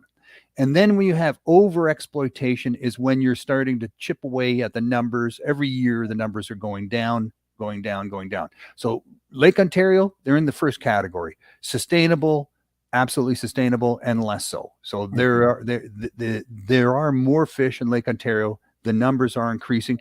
We don't see it necessarily with the Pacific and coho salmon, but they're not. You can't fish for Pacific and coho salmon or rainbow trout commercially on Lake Ontario anyways. These are sport fish exclusively, and though some of those numbers are decreasing because maybe hatchery, because of the alewife population is sort of leveled off, so it's balancing to the alewife population. There's a number of things going on there. More research needs to be done, but we know this is a way of life, right? This is a way of life. And so where's this heading? Where am I heading with all this? And take a guess. To be honest with you, I would have to guess, but I will say this. One thing that I think is a great question to stop you at, Lawrence, to talk about. This was brought up by George Morgan. Are we confusing new commercial licenses with increasing quotas? So what George is saying is, are they just increasing the quotas, or are they increasing the number of licenses? Because at the end of the day, if the quota is just the same and we're not meeting that quota, and we're going to allow other anglers to, make up the difference, then that's a different story. But if we are increasing quotas and increasing the number of licensed commercial anglers, that is concerning. But anyway, get back to your question. So quotas are not being met. They're not being met, and no new licenses are being issued. Licenses are worth a lot of money. It's hard work. These are trap fishers. These are hoop net fishers. This is not big gill nets, right? These are not seiners, large ships things, where they go out and circle a big school and scoop them up, or string out a huge length of suspended gill net across the lake. That's not what they're doing. We don't have licenses for that. We have licenses. It's very hands-on. They're going out in 20-foot aluminum boats and just throwing the nets out, putting the traps out, weirs and traps like that. It's very selective. Fish get selected right at the side of the boat. The ones they can't harvest, too big, too small, wrong species, get put back in the lake. They swim away fine. Nothing's getting killed this way. So they're not issuing new licenses for this. And the people who have the licenses, they can't sell them for what they're worth or what they think they're worth, because no one wants them. And they're just getting too old to go out fishing as much, and so they're not meeting the quota. So that's how you define decline. So the other thing I was wondering is, where's this going? So I did have a conversation with the chief of the Mohawk of Bay of Quinte, and I asked him, how many people are commercial fishing? He said, I don't know. He said 2 maybe. I said, well, how many fish do you think they're catching? And then he got mad at me. He said, well, who the hell are you working for? The MNRF? Like, who's paying for you? What are you doing here spying on us? Typical reaction. Yeah, an understandable reaction. I would expect. Yeah, he doesn't want, us people digging into their business, right? Yep. Where our noses don't belong. And I had to explain again, no, I'm just here, just curious, just wondering. And then it took about an hour, but, and I've known Chief Miracle for over 30 years, but it took him a while to trust me a bit. Is this Wayne? You talked to Wayne Miracle? No, Donald Miracle. Donald, I'm assuming a brother or a relative. Maybe. I don't know. Wayne's who I've spoken to in the past. I love Wayne.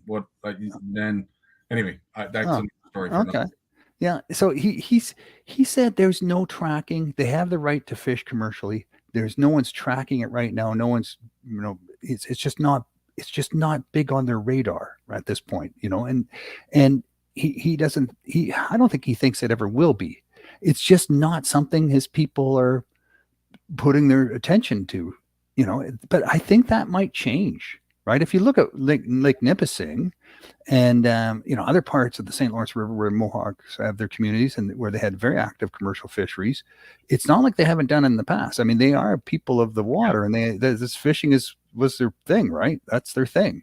Not hunting, is fishing. For the most part, that's where they got most of their food. So it may pick up again. And I'm just putting that out there don't be surprised, and don't blame me for putting a bug in his butt, giving him the idea either. Well, it's a question that I had. I'm glad you sort of touched on it, because a bit of a segue into, like, I mean, have we approached? I mean, at the end of the day, I understand that there's a conflict or controversy when it comes to us and First Nations and who fishes what, who's entitled to what, and all that. And I don't want to get into that debate. But at the end of the day, if there's a gap and we want to fill it, do we approach First Nation folks possibly to fill that gap?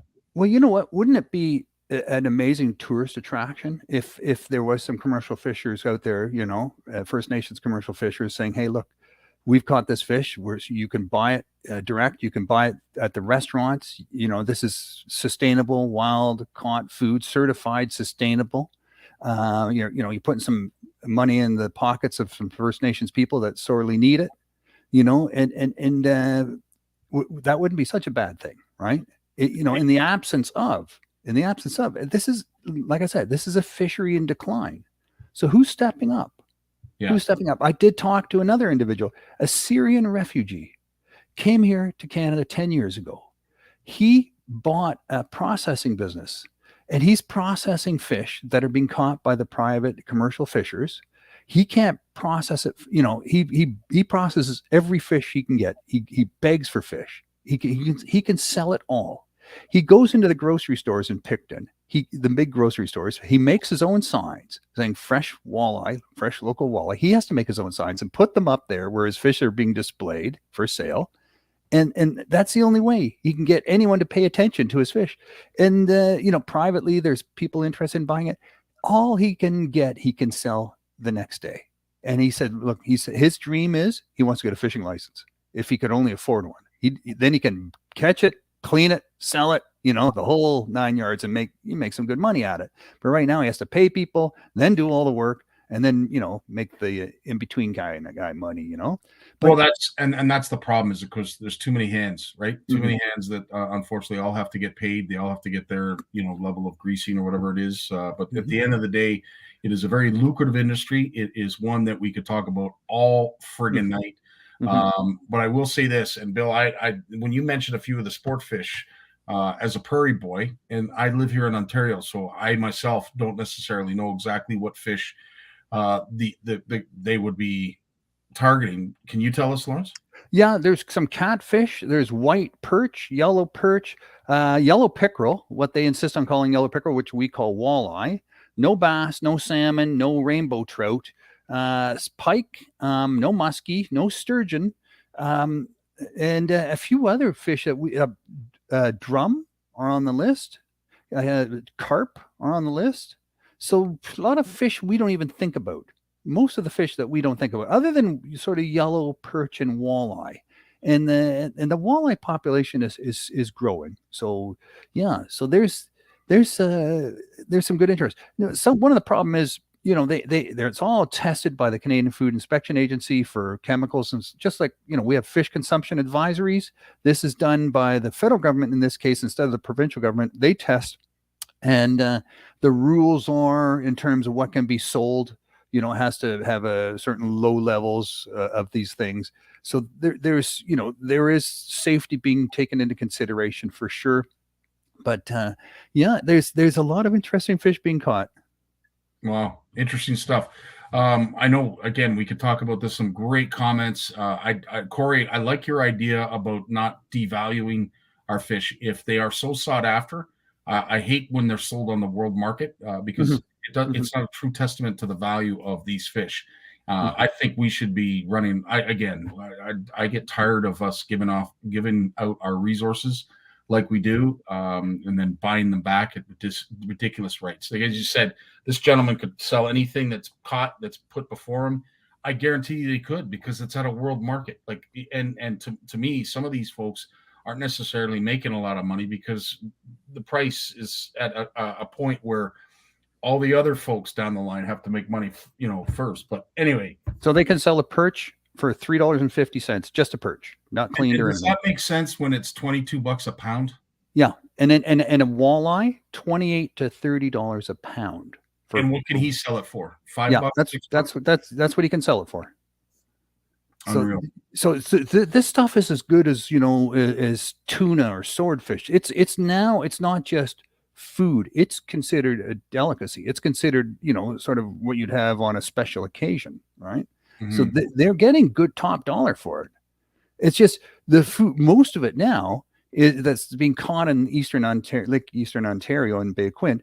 It's being picked up by a big truck, taken to a processing center on Lake Erie, processed there, and then shipped out of the country. So you're absolutely right. No local benefit whatsoever. No, none of they cannot, there's no one trying to fit this into the local tourism, Right. come here, eat local, eat wild local, and really support that community where the fish belong, where the fish come from. That's a crime.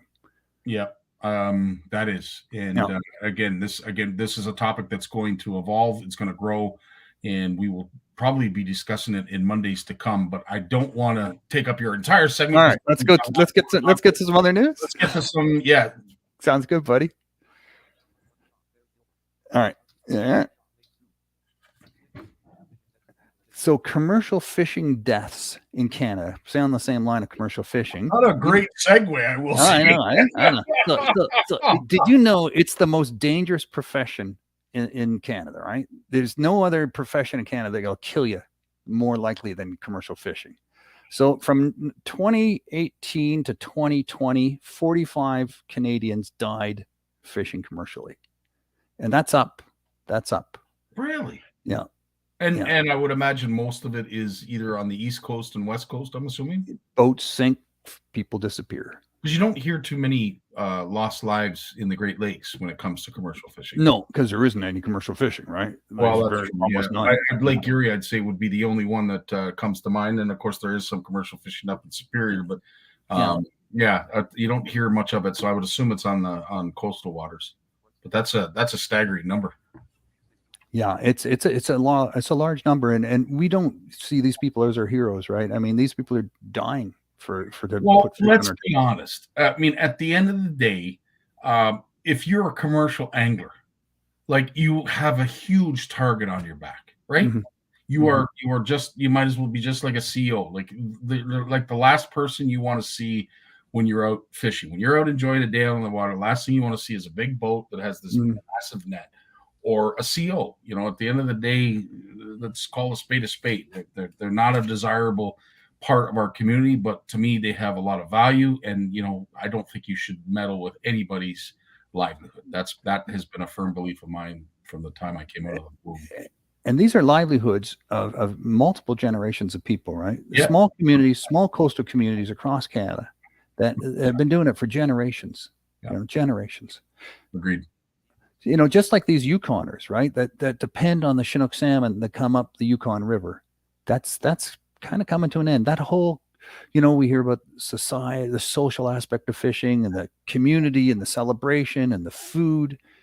They're just not getting the salmon up into the Yukon River. I mean, once it passes through Alaska and then enters Yukon, and that's about 1,000 kilometers of river right there. That's not even in our country. But once it gets to Canada, there's very little left, and not even enough to catch. So it's been no catch for the last number of years, and it's a way of life. It's a way of life that's dying. And how do you bring that back, right? And it's like what's happening in Lake Ontario. It's happening in different spots around Canada. Once it's gone, it's gone. You can't just reinvent that from scratch and say to a kid, a young person, hey, why don't you get into commercial fishing? They look around and go, "What the hell's doing that? No one's doing that." You have to start that from scratch. That takes a huge amount of entrepreneurship to do something that no one else is doing. It's true. And again, it brings us back to the first thing about commercial fishing. At the end of the day, you think we'd learn, right? You think we'd learn from our mistakes. Lake Erie was considered a dead lake. Why? Because of pollution. Yeah, in 1980s, it was. What are we still doing to this day? What are we still doing to our Great Lakes and most of the waterways around the world? Still to this day, I got some news coming up on that, Scotty. There's your segue, my friend. All right. So before I get that one, so okay, East Coast, the cod fishery, the Americans think they have a recipe to bring the cod back on the East Coast of the United States, And those are the same fish that we catch in Canada, right? Pretty much, they move around a little bit. Not the obvious, but yeah. So it finally someone's talking about rebuilding that cod stock and not just sort of stepping back, but actually doing something active to bring it back. That again, a whole way of life, right? So that's good news. Okay, here's the bad news.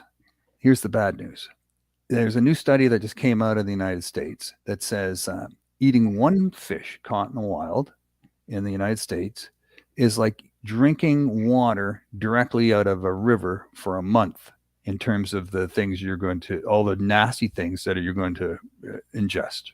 So great. Sorry, not to cut you off. That's a great point. I was hoping you didn't see that article, because here we are talking about commercial fishing in the Great Lakes, and now we discussed this. Is it possible now that we are holding these fish from the Great Lakes in such regard that we're going to start cleaning up the lakes? We're going to start taking care of the friggin' water people? We are. And, DDT, it's gone, right? PCB, it's very low. Mercury on the decline. So we have had some tremendous successes. We're cleaning up areas of concern. I think there's about 35 areas of concern, that like hot spots of chemicals on the Great Lakes where, they've been identified. They're being addressed one by one, not one by one, but, not linear, but they're being addressed, right? You have one here, one there. It's happening. We're cleaning up the lake. The water's getting better. But what we're talking about here are PFAS chemicals. These are the new forever chemicals. This is the new DDT, PCB, mercury. This is the stuff that doesn't break down. And this is the shit we're using. We talked about this stuff, right? Everything from fire suppression foam by firefighters. And I was talking to a firefighter on Saturday from the U.S. Coast Guard, and he was talking to me about all, big ship fires on the Great Lakes. And I said, okay, so what do you do about the foam and the PFAS in your foam? He said, yeah. He said, good question. He said, right now, if we only use it if we have absolutely need to use it. And when we use it, we don't put it in the lake. It goes into the ship. We pump it back out of the ship when the fire is out, and we put it in containers and we take it away, because we realize this is toxic. When this stuff is causing all sorts of neurological disorders, cancer, you name it, the health problems with PFAS chemicals. And it's growing more and more in the Great Lakes. Lake Michigan, walleye in certain parts of Lake Michigan, you're not allowed to eat them. Even up on Superior, smelt at the west end of Superior, you can't eat the smelt anymore because of PFAS chemicals. And they said, out of all the study by these scientists, they did 500 samples. They said the worst ones, the ones with the most highest amounts of PFAS chemicals, is in the Great Lakes. Okay, so we had a group chat, legacy chat, and I think it was Steve Shaw that shared the article based on what you're talking about. And I said it will be a dark day, a sad reality. I'm hoping I'm dead by then. When the phrase catch and release is taken to a new extreme. Practice catch and release. It will save both your lives. Do you know what I'm saying? Like that is a slippery slope that we're going down. Yeah. I don't know what the heck we're going to do to try and change this. Again, folks, I see all your comments coming up here, and I really appreciate all of them. At the end of the day, the emphasis has to now be on not just protecting the fish, but protecting the water. And if we are going to even enter the thought of increasing our commercial catch, we have to decrease the amount of contaminants we're finding in our Great Lakes and the waters that flow into them. We need, Ontario is measuring for PFAS for the fish consumption advisories. We do it a lot more than they do in the States, believe it or not. We are leading in that area. And, but it's not enough just to identify and say, okay, don't eat that if you're of a certain age, or if you're a woman, or if you're a child, or if you're breastfeeding, blah, blah, blah. We shouldn't have to depend on fish consumption advisories. They shouldn't be necessary. So this is another one we can beat. We beat mercury, we beat PCBs, we beat DDT, but we need to sort of get on board with pushing for this, right? So I'll be at those Great Lakes Fishery Commission meetings in Hamilton and Sault Ste. Marie this March, and I'll be presenting this from our Fish Health Network that I chair for the Great Lakes. And, say, come on, you guys, get on board with this. Stop pretending this is worried about how it might impact the commercial fishing sales. Because I think, to call me maybe a conspiracy theorist here, but maybe, they're not saying a whole lot because they don't want the door being slammed on our lucrative exports of fish out of the country. People, our customers overseas in the United States start to think, well, man, I'm not going to eat that stuff. That's nasty. That's nasty. Right. So, anyways, maybe it's time to shine some light here and start calling a spade and say, look, if we don't do something, if we don't start recognize the problem, first of all, and do something about it, it's just going to get worse. And who's going to pay the price? All of us who live around the lake, who care about the fish. Yep, 100%. And again, some great comments that I'm seeing come up here, Lawrence. We got time for one more, and then we'll be going to our good buddy Jay Barnucz. Okay, so some messages for anglers, ice fishing anglers, 3 tips. And this is coming from the East Kootenay ice fishing anglers in British Columbia. And guess what these tips have to do with? It's interesting. I thought I'd include this and close with this. But if you were going to give tips to ice anglers, what do you think these 3 tips have to do with? I would imagine safety.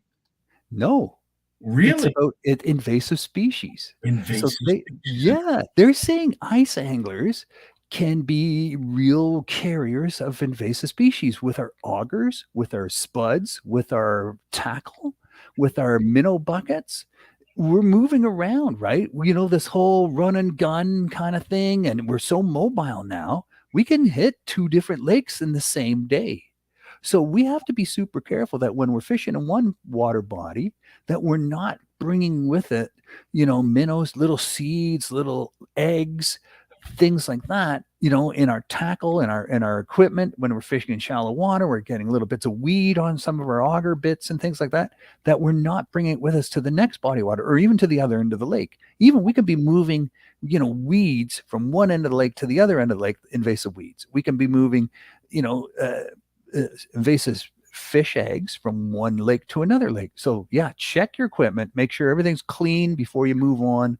It's super important. Makes sense. And of course, with summer coming up, knock on wood, we get winter first, but with summer coming up, of course, the new laws are taking effect that you have to clean up your trailer. You got to, pull the plugs on your bilge and on your live wells and all that. For that same reason. So it's good practice to get started in the wintertime. Obviously, a little bit different in terms of the circumstances. In a lot of cases, even if you are moving from lake to lake, a lot of the stuff that you are pulling out of the lake is going to freeze.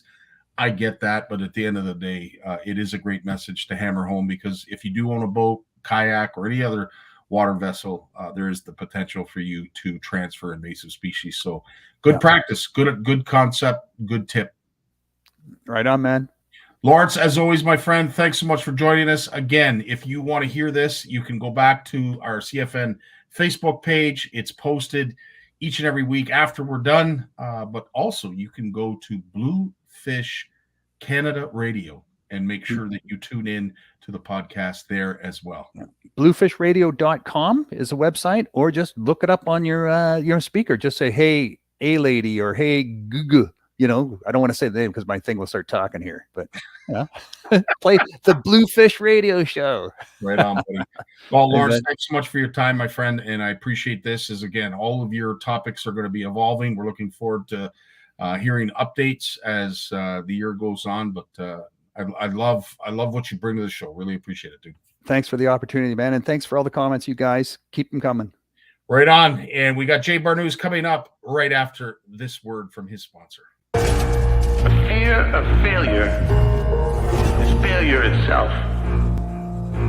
The world of science rewards the ones who are willing to try and fail. Because without the courage to embrace failure, ideas remain ideas.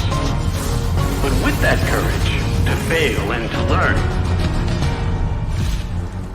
ideas can change the world. What's up, Jay Barnucz? Hey, Scotty. I have to say, the conversation that we just had with Lawrence in regards to commercial fishing in the Great Lakes, I understand it's, in the grand scheme of things, it's done on a very small scale. The increase in it is troubling as a recreational angler, but I think it's concerning to me that we are looking and we beat our chest about the Great Lakes fishery and how valuable it is, yet there's some fish that we can't eat. There's concerns and there's restrictions and suggestions that we don't eat fish. At the end of the day, are we sending mixed messages when we talk about this stuff, or do you think we just need to focus on something that's positive in all this?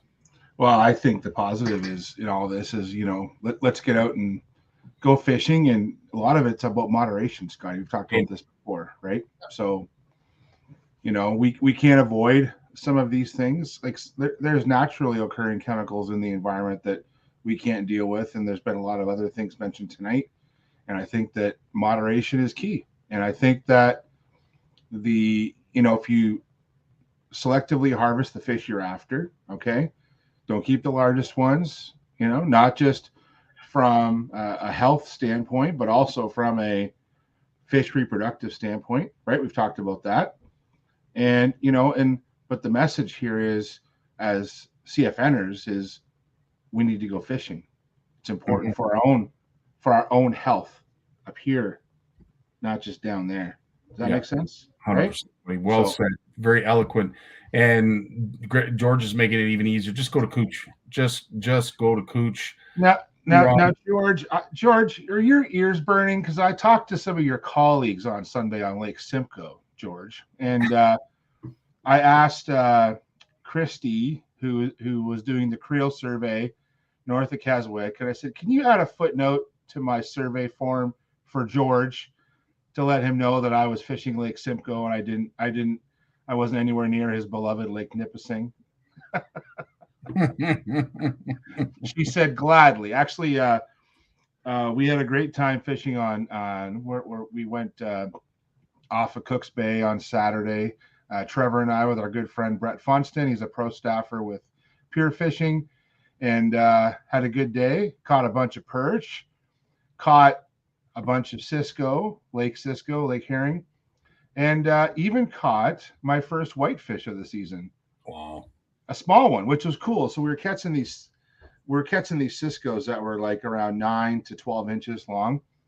And I entered a few in our office or our regional wide fish derby we do every winter. And I'm tired of getting my ass kicked by everyone who's out of our Winnipeg office right now.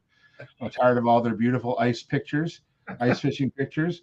And so we're taking pictures of these Ciscos. And there I am, like, if anyone's trying to hold down a Cisco on a measuring board, it's not the easiest thing to do. It's not the easiest thing to do. So I'm in the hut, and I got the board on my knees, and I'm in a chair, and I'm trying to hold this thing down. And I catch this fish. I take a picture, and I look at it. I'm like, that mouth looks a little odd to me. So we caught this really nice little, like 12-inch lake whitefish out of Lake Simcoe on Saturday. It was pretty cool.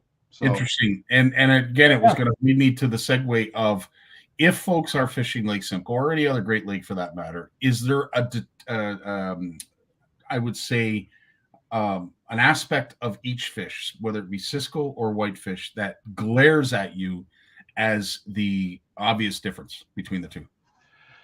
I think to the average angler, it is hard to tell them apart. That's why I think I said this. I actually truthfully, I had these pictures on my phone. Now I have my hand in the middle of the fish. We've all seen those fishing contest style photos, right? So I have my hand positioned so you can see the mouth, you can see the tail. And my hand is pretty big, so I'm blocking most of this fish. But I did a side-by-side in a little app I have on my phone, and I sent it to some colleagues, and I said, is this my new fish ID slide for teaching fish ID? And I sent it to some fellow biologists who are quite good at fish ID. And even they were like, oh, that one has a little bit different mouth. I'm like, exactly. It's a lake whitefish. It's not a Cisco. But the mouths on them are very similar. It's very, very neat to see. And I didn't expect to see that. I based on the size alone, I thought, oh, that must be a lake herring, which is Coregonus artidae. And I'm like, oh. And then I took a second look. I'm like, Trevor, look at this. It's a lake whitefish. And even he goes, yeah, it's different. We looked at the mouth; it was quite different. So, but to tell them apart for the average angler, based on that size, it's not easy to do. No. I'm going to be honest with you; it's not easy to do. And I think it presents us an interesting idea going forward, that perhaps maybe we should look at some of the species that are misunderstood, misidentified, and some of the endearing aspects of that fish that we should be looking at, so that the average angler like myself can say without any concern or hesitation, that's a such and such fish. Because I mean, let's face it, we obviously in different parts of Canada, people catch different species of fish. Perhaps maybe they're subspecies, they're hybrids. Who knows? But definitely things to talk about going forward, and it'll certainly bring a lot of great interaction with the group. Yeah, we had a good day fishing. Like we brought home another 20. We had 28 fish we harvested, brought them home, cleaned them up. Nothing was over 12 inches. Lots in that 9.5 to 10.5 inch range, which is great. Like that's fine for me. So I got a little bit of a stockpile happening here at home after the last 2 trips, and we got a creel survey on our way off the ice, which was great. And we got visited by a conservation officer during the day at our shelter, checked my license and checked my catch, and asked what I was using for bait. And I don't think he's ever seen maggots before. I think he was kind of grossed out by I couldn't quite see his reaction. All I saw was his eyes because he had his helmet on. But you're using maggots? I'm like, yeah, come on in. So I had my little jar of maggots and I showed it to him. So yeah, it was a good day. I like getting stopped. I hear people complain about it, but I think it's wonderful when I see them out working like that. And I was a little surprised that they were out on the ice. The area that I was the exact same area I fished with Enzo from Lake Simcoe Power Box the weekend before, Trevor and I. And because of the snow we had, the ice wasn't thinner, but it didn't really thicken up as much. It was still about 7 inches, maybe 8 inches. So I was a little surprised to see them out, but I'm happy they were out patrolling. So, well, so is George. George is overjoyed. Absolutely. So he said the tracking unit that he's obviously put on your hut or whatever it is that you're carrying around works. Well, it's interesting with when you bring up George's name, everyone rolls their eyes when they're wearing an M&R badge. It's weird that happens, but I'm just kidding. It was honestly great to see them out working, and it was good to get on the ice. We didn't move around a lot on Saturday. The winds were pretty bad. We had to anchor the hut down at one point. Even driving up pre-show, we were talking about that snow that came in Saturday night through Sunday, and I'm glad we didn't get hit by that. Definitely makes for a longer drive getting home. Yeah. But even driving up in the morning from, where I live, the country roads, driving, dude, when it's 4 o'clock in the morning and you're basically driving over black ice to go ice fishing, you're like, what am I doing? Why am I doing this? But once you get there, you forget about all those things. So. Did you happen to mention, George is asking, did you mention in your creel sample that you, or your interview from the creel sample, did you get contacted by a CEO? I did, George. I did answer all the questions. In fact, the way we did this was my buddy Brett brought his ATV. So Brett took Trevor in first on the ATV, and our 2 huts daisy chained together.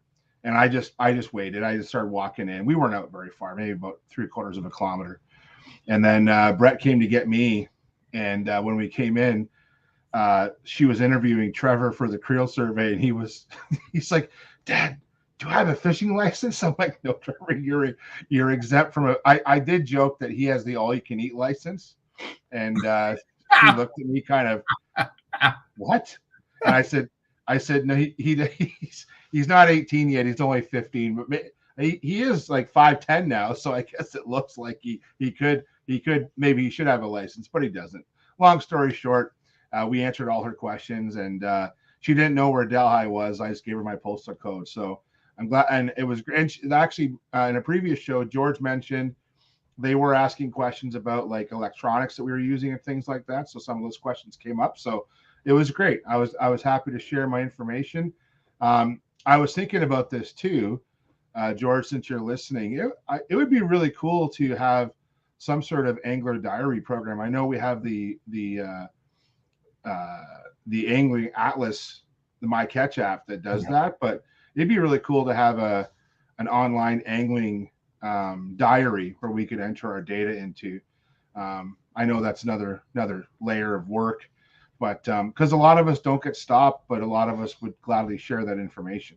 So great point. Great point. Yeah. Man asked at the beginning, I saved it for you. Was wondering if you guys have any links to where you can rent a hut for ice fishing. Now, Manny's in the Toronto area. St. Catharines, I believe, is actually where he lives. But if you knew of, like, is there a resource that you can go to where they've got a whole bunch of ice hut rentals? I mean, Lake Simcoe right now, you go through a whole gamut of them, but I'm just wondering if there's a place that you can possibly.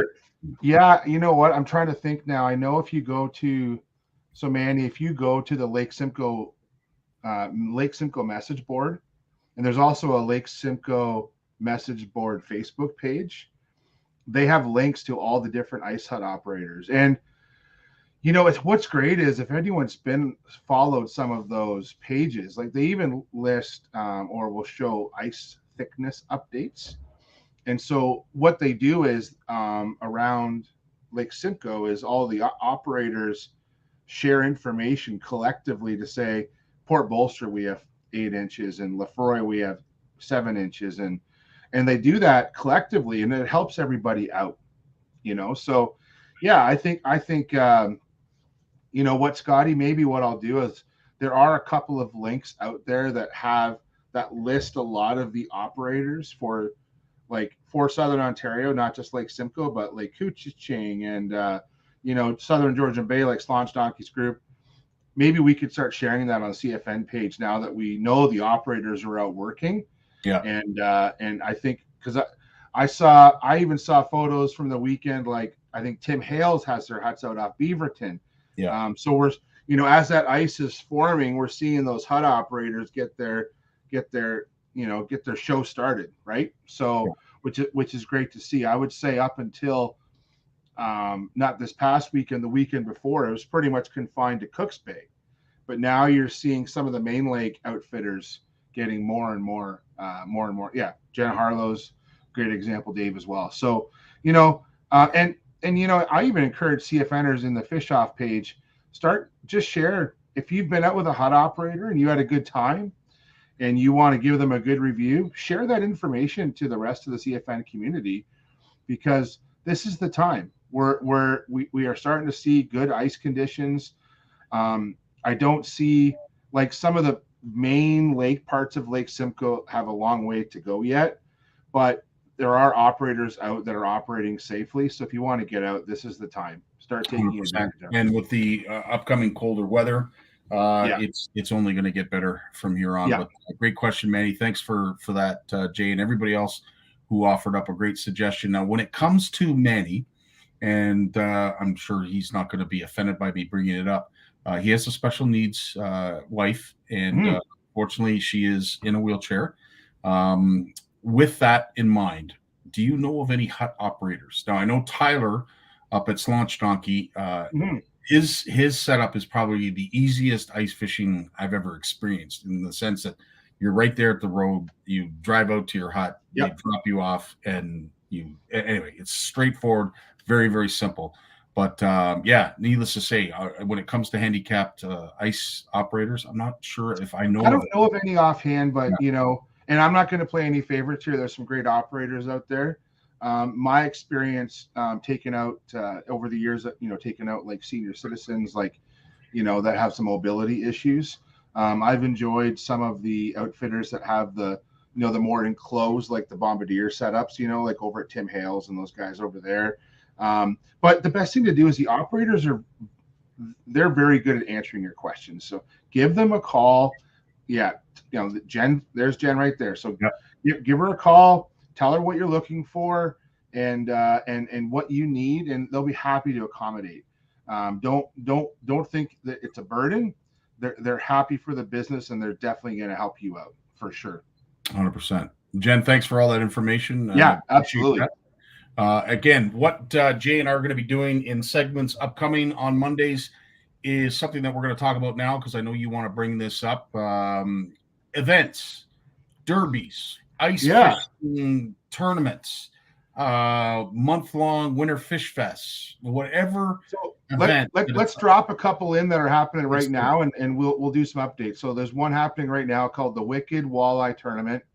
And I know 3 weeks ago or 2 weeks ago, we were talking about this one, and this was supposed to happen in January. It got moved up. We were a little concerned about it just because of the ice conditions. It's happening. And so Ben and the gang over at tackledepot.ca, which is also High Falls Outfitters, they're out of Belleville. They're running an event this Saturday on Big Bay. So to get there, you're going to go through Belleville. And if you go to the website, I click, there's location information. And they're actually running a live release walleye tournament on the Bay of Quinte. And what they've done is they've broken up the south side of Big Bay. So Scotty, Big Island, right down in Prince Edward County. They have 3 zones. And whatever zone you're in, you can go and fish that area. When you catch a fish, they've actually set it up and they've explained how to create your own live well. This is actually really ingenious. I haven't seen this before, and I like it. As much as I think that measuring a fish on a measuring board is sufficient, what they're doing is, and they have some great how-to videos if you follow Tackle Depot's Facebook page, and making your own live well. And we've seen this before on YouTube and on TikTok and stuff, where you take your auger and you drill several holes in a line, but you don't drill through the ice. You just make a trough out of your holes. And then your last hole, you drill all the way through. And now you have basically a little trough full of oxygenated water, right? You put your walleye in your trough that you catch, and then what you do is you contact the organizers. They're going to come to you and measure your fish. And they're using, what's that app called? The 3 words. Scotty, you've heard about this app? Yes. So it's called 3 words, I think. And it's an app where anywhere in the world, EMS has been using this for a while. So anywhere in the world, if you share the 3 words where you are, so the whole world is broken up into grids. And the grids are small, like I think 10 meters by 10 meters. And if you say, I'm at, my grid is, I don't know, Blue Dog's house. Yeah. Whatever. They punch that into their phone. Oh, yeah. So Jay and Trevor, they're over here. And they'll drive their ATV or their skidoo right to your shelter. They'll come in and measure your fish. And what's cool about this setup, it's an hourly weigh-in format. So there's prizes every hour. They're doing a cookout on the ice for everybody. It just sounds like a ton of fun. I wish it wasn't 4 hours away from me. Otherwise, I'd probably go. It sounds like a great time.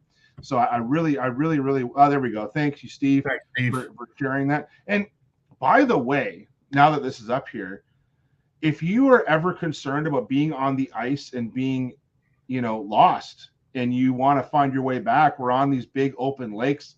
The wind kicks up. I don't know where I am. Download the What 3 Words app to your phone. And if you send the 3 words where you are to EMS, they can find you. It is a great tool to use for your own personal safety. It's a fantastic tool. Would this app supersede 911, or would this take a lot of the onus off 911 calls? So you would call 911, but they're going to ask, where are you? Gotcha. You can't say, oh, I'm off the south end of Thora Island. Well, geez, there's still 300 acres of ice out there, right? You want to get them to that where you are. So you would tell EMS, these are the 3 words where I am. And that app will tell you where you are. And you just tell them those words or text those words to the EMS, and they will get out to you. It's being used globally right now. So I highly suggest if you have it on your phone, just in case you might need it. So, well, Sonia, you're thinking like I am. That'd be a great way to order a pizza. And David, skip the dishes and Uber Eats for lunch delivery. That's right. Listen, anything's possible. If you were watching the basketball game this past week, an Uber, I think it was either Skip the Dishes or Uber Eats driver walked on to the floor during a basketball game, walked by the referee as the game was going on to hand whoever it was in the front row their food. So I'm under the assumption Uber Eats drivers go anywhere and everywhere. Hey, you know, one of our traditions we do around here is there's a small it's a private body of water that I go to in the winter a couple of times a year, and I usually take the girls there. The fishing's quite good, and there's a chip truck just down the road, and I've actually had them deliver like poutine to the edge of the ice and picked it up for the girls. It's happened. So wow. Well, listen, if we can keep this within, you know, the finer tastes of family viewing, good, honest family viewing, what is the weirdest thing that anybody has ordered to an ice hut? Weirdest thing. Oh, weirdest thing. I have it. You and I we need to go to Minnesota, Scotty. We need to go to Minnesota badly. At Lake Alda, Minnesota, for 20 days every year, they open up a bar on the ice. Okay. And I actually found this on YouTube the other day, dude, and I thought about you. Where do I have the video? It's called the Hillbillies Ice Hole Bar. Okay. And what they do is for 20 days. No one's safe on this show, eh? I encourage everyone to check out this video. What they do at this bar, you can ice fish in the bar. Okay, there's holes in the floor. Okay, and it's a bar. There's like, you know, moose antlers on the wall, and it is just awesome. And they build this out on the lake. Once the lake hits 16 inches, they set it up. What you can get in the bar, of course, you can get some fries, get some draft beer. They're known for, though, minnow shots, Scotty. Minnow. So I'm going to order a shot tequila, and they got a bucket of emerald shiners, fresh emerald shiners behind the bar, and that you can drop an emerald shiner in your tequila shot and do a minnow shot. So I want to do a minnow shot in Minnesota. I really, really do. Well, I just hope that your first minnow shot is not without me. That's all I can say. That is it just became a bucket list for both. Listen, I have kissed a cod. I've actually kissed a real cod. I've kissed a puffin butt. I have done lots of things in bars to celebrate fishing and winter time, but never done a minnow shot. So I want to go to the place that promotes minnow shots, which is Hillbillies Ice Hole. And we can sit in our bar stool, Scotty, and fish while we're enjoying our minnow shots. Can you believe that? I honestly can't, but I will say this, the Americans, I have to hand it to them. When it comes to sporting events and everything, they know how to throw a party. Not to say we're terrible here on our side. It's just when you go to a frat party here in Canada and then go to one down in the States, then you'll know exactly what I'm talking about. Okay, Scotty, I got to share this picture then. Okay, are you ready? I'm going to share. I'm ready, dude. Okay, here we are. This young man, I'm going to make sure I got his name right. This is Zach, 13 years old. This weekend was the Brainerd JC's ice fishing tournament. 12,000 anglers from 20 plus countries came. This young man caught the biggest walleye in 30 feet of water on a tungsten jig on 2-pound test. He won himself a brand new full-size pickup truck at 13 years old with a 9-pound walleye. The second biggest walleye was 5 and change. So he trumped everyone by 4 pounds.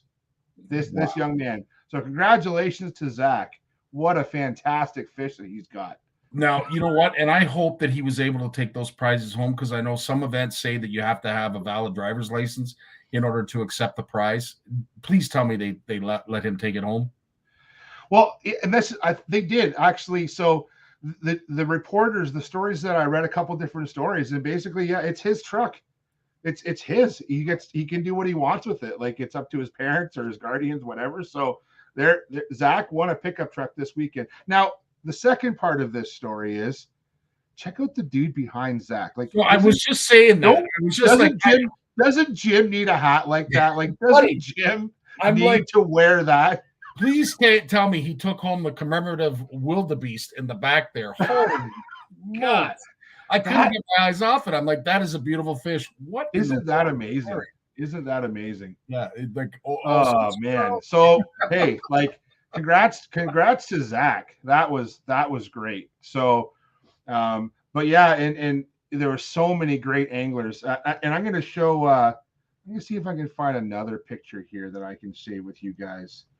I actually had a. Corey says they put a bar on a frozen lake in Minnesota and Wisconsin. This is true facts. So apparently, well, now we got to do a pub crawl. Now we're just getting now it's just getting even better and better, right? So, okay, so I'm going to show you another picture here, and this isn't quite the same. Where is it now? Here we go. Come on. Okay, we're going to do it here. All right. I don't want to get into bad news, but this quantifies the winter we're having, Scotty. You and I have been talking about this, okay?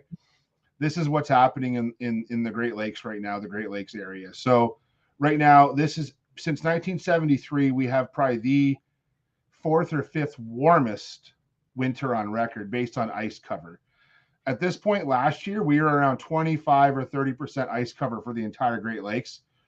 We're not even close to that. And even Lake Erie is at 0.4%. At one point, we actually had 10% of ice on Lake Erie. Now we're down to 0.4. So I don't want to be, a total bah humbug here, but we're not out of the woods yet. We're not even into February. We got time. I know all my local friends, dude, my phone is off the hook right now. People trying to tell me, like, where can I go ice fishing, Jay? And I don't want to drive to Lake Simcoe. So, and nothing against Lake Simcoe or Lake Couchiching or Lake Nipissing, George. But I do know that no one wants to drive. Even I said to Heather on the weekend, I can't wait to not have to get up at 4 a.m. Yeah. No 6 a.m. is nice. 6 a.m. is nice, right? It's not even light out till 7:30 for crying out loud. So, Jay, like as I said, spent a full day out on the hard water this past weekend. Dude, I can't get over how fast time flies. Yeah. Like literally got out there for, I think it was like 7:30, maybe 8 o'clock. I'm not 100% sure, but whatever time it was, but it was early. Maybe not 4:30 early, mind you, but it was around 7:30, just after the sun came up. Yeah. And before you knew it, it was 2 o'clock in the afternoon. Yeah. Unreal where the time goes. It just flies by, and God, and Bill, thanks for that. I wish you would send your ice. Like as much as I love ice fishing, I get tired of walking with a 2x4 across my ass. Like, I don't want to say that, but like I just want to be able to walk out and not have to worry about, like, what am I going to do this week? So even this week with all the cold weather we have coming, I've actually done calculations, and actually Gord Pizer did a good article about this a while ago about how many freezing degree days it takes to generate an inch of ice. It's like a math question from like grade 8. Okay. I've done my calculations, and this is the week. If we can get 5 or 6 inches of ice this week on the local, I don't think Long Point Bay is going to get much ice this year. I saw open water pictures on Friday at Long Point Bay, which is disappointing. But I just hope, and I don't even mean for my own selfish, I want to catch fish person here. I just want to see my friends get out ice fishing. I want to be on the ice with my friends and socialize and hang out. And hopefully that comes this week. That's what I'm hoping for. I do feel bad for the fish. So please, people, practice selective harvest, or don't harvest at all. Just go enjoy the ice fishing. And those poor fish on those small lakes around here are just going to be pummeled once we get some safe ice. But it's a great point you make, Jay, and sometimes we take it for granted when we hold these fish out. You're not on a hut or any kind of isolated enclosure. Those fish are dealing with the elements, and they don't have gloves on. They don't have snowsuit, whatever. Like at the end of the day, they're bare naked. You pull them out of the water, and they're literally freezing in minus 10 degree weather or colder, like instantly. So yes, great point. Take a picture, quick picture, throw them back in, and let's try and keep his money. Well, like the nicest thing I've heard this week is, my favorite term is polar vortex. Like, and I can't wait for the polar vortex to come and kind of sort things out. So I'm not like, I'm going to go check some ice this week. Locally, Trevor's in exam week this week, his high school, but he's got a couple PA days, Wednesday and Thursday. So we're going to go get the ice chisel out, get the picks. And I believe a couple of the local lakes, inland lakes, will have safe ice. But I will go check and be careful. Fantastic. You know, Well, so, I just want to prepare everyone for next week. Jay and I are going to we're obviously going to pick a species of fish that is misidentified. Especially with the Winter Fish Fest coming up on Wednesday, it would be a great segue into that segment. Not to mention, and I know you shared a few links already in the comments that we didn't get to, but if you have an event, know of an event, or somebody's trying to promote an event, make sure you send it to either Jay or I, and we will help promote it for you on. In the chat, Scotty, actually bring up a couple of, just highlight a couple of the tournaments. So I'm involved right now in the Lake Simcoe Jumbo Showdown, the perch contest with Dave Chong. Yeah. And his buddies are running it. So that's a perch contest. It's running right now till almost the end of February. So it's never too late. And I'm telling you, if you're going to go to Lake Simcoe and you're going to go perch fishing, enter the contest. Don't worry about entering a fish. Now, there's a minimum size length that's got to be 10 inches, and there's a lot of 14-inch perch. John White is killing it on there. There's two prize categories. There's longest perch and your best 5 perch. Okay, so there's the individual fish, and there's the stringer category. I don't have any fish entered yet. I've caught a couple over 10, but if I don't catch one over 13, I'm not entering it. Like, it's not even going to be close. But the reality is you can win tons of prizes. So just last night, they announced, if you go to the Facebook page, click on it, check out some of the prizes. They gave away Raptors tickets yesterday. Wow. Trevor won a prize, some sort of bucket of goodies. He's getting a bucket of tackle. There's a bunch of those. And they're giving out a ton of free fishing trips to local hut operators on Lake Simcoe. And we're only in the first couple of weeks of this contest. And the guys who are running the event, they have a ton of sponsors. The one that's going to start soon is there's the Lake Whitefish one that I also posted. So I'm kind of tempted to get my ticket in, even if I don't go to Lake Simcoe. I might just want to get my ticket in the raffle just for some of the great prizes. I'm not even joking. It's fantastic. So I don't do a lot of lake trout and whitefish chasing. I'm a panfish person in the winter. But definitely check out those two contests. If you're going to be in Lake Simcoe and you're going out with an ice hot operator, or you're going out on your own, it's $50 to enter, but the prizes are great. And part of the proceeds are going to go to Canadian Tire Jumpstart program to get kids out doing sports. So it's two great events that are going on. You know, one's on right now and one's going to be starting soon. So definitely sign up. Awesome stuff. Great things that we may revisit next week. Jay, as always, my friend, the time flies, absolutely flies. Okay. Is there anything upcoming this week that you wanted to pay or have us pay attention to? No, I just please pay attention to the weather. Yeah. Watch the weather this week. If you're going to go out fish and dress warm, it's going to be cold this week, but that's good. And looks like we're going to have ice, a lot more ice. And I hope for all of my Southern Ontario friends, well, some are on this chat tonight and some aren't, but we've been talking locally, especially our local businesses and bait shops. Amen. They've been reaching out to me. So I'm praying we get some local ice for a few weeks to get everyone out on the ice down here. So that's awesome. Well, listen, as always, really appreciate your time, Jay. Can't thank you enough for every money that you spend with us and all you do, even after it's done. Some of the links that you send and answering questions, again, dude, really appreciate all your efforts. And we thank you from the bottom of our community's heart. My pleasure. Thanks, everybody. We'll talk to you next week. Right on, dude. You take care of yourself. Well, there it is. Another show. Can't believe it. 2 hours. Look at that. Unbelievable. And all of you that stuck by us and stuck with us right to the very end, can't thank you enough. Again, love all the interaction that goes on here. Love your comments, love your questions, love the fact that you guys, keep it positive. We do every once in a while walk that tightrope, walk that line, but our community keeps us in line and keeps us on track. So we really appreciate that. To Jim, Lawrence, and Jay, can't thank them enough. Mike, also a big reminder, the Winter Fish Fest starts February 1st. So make sure you're signed up and ready to go. And if you are a family looking to compete, doesn't matter how many anglers that are a part of your family, make sure you reach out to us. The post is on our CFN page. It's pinned right at the top. So make sure you hashtag your family name if you are going to enter. Again, all you got to do is go out and catch a fish. It's real, real simple. No measurement required. All you got to do is take a selfie on the Facebook end of things. All you got to do is take a selfie and stick out your tongue. That's the only way to validate the fish. Folks, thanks for your time. Thanks for being you. Love you all. You guys take care of yourself. Have yourself a great week. And as Jay, Lawrence, and Jim mentioned today, just get out and fish.